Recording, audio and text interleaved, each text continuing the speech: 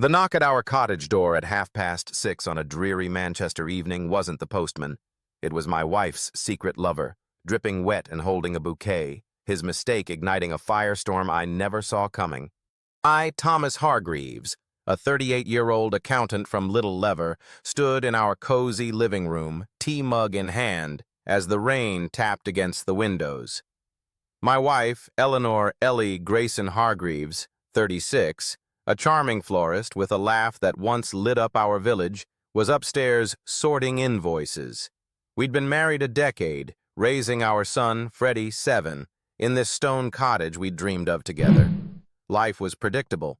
Crumpets on Sundays, pub quizzes on Fridays, until that knock changed everything. The man at the door was David Whitlock, a lanky chap with a sheepish grin, his mackintosh soaked through.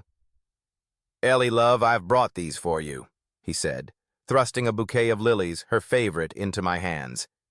I stared, dumbfounded. "I'm sorry, mate. Wrong house," he stammered, glancing at the address on his phone.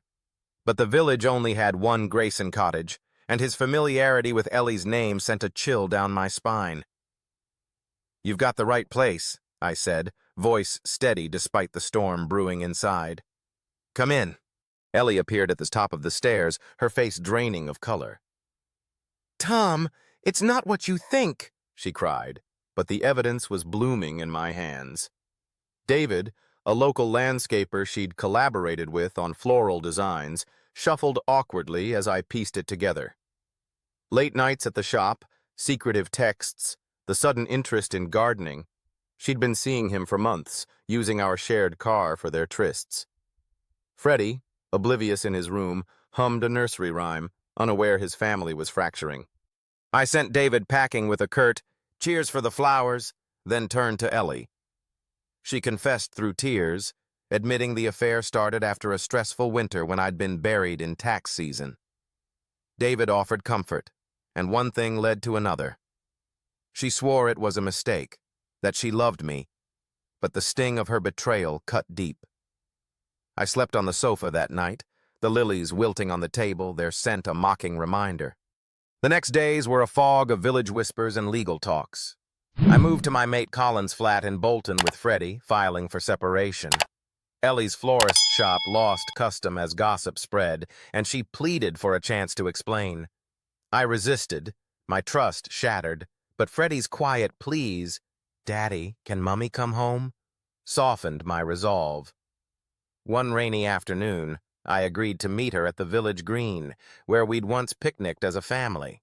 As the rain eased and a rare Manchester sunset painted the sky in hues of orange and pink, Ellie and I sat on the damp bench, Freddie between us, clutching a soggy daisy. Her eyes, red from crying, met mine, and she whispered, "I've lost myself, Tom, but I'll fight to find us again."